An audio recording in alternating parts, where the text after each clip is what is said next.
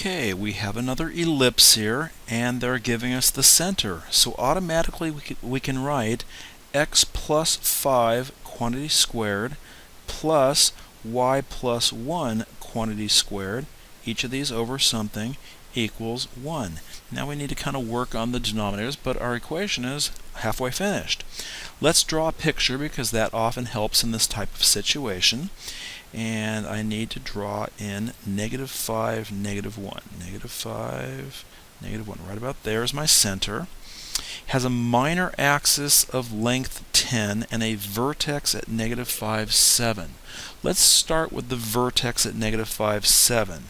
That's going to be up there somewhere, which tells us that this is going to open up and down.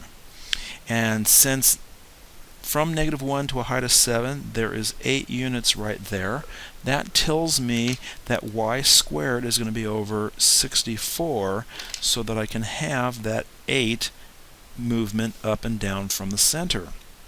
If the minor axis is of length 10 and the minor axis is horizontal, that means we're moving 5 to the left and 5 to the right, which tells us that the denominator is going to be 25. And we're done. That's our equation of this ellipse. For this next problem, we notice that y is squared and x isn't. That tells us we're dealing with a parabola. Since y is squared, that tells us it opens left or right, but since the -8 is there, that tells us it's opening to the left. So I'm going to draw a quick sketch here of the orientation. We know that 4p is equal to -8, and therefore p is equal to -2.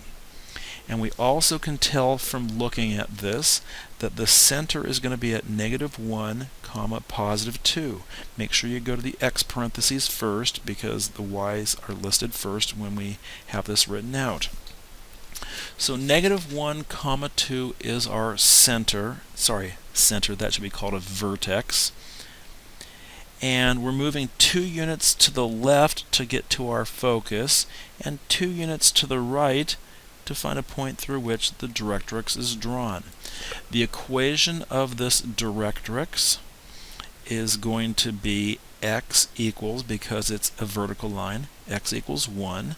This focus is located at -3, 2.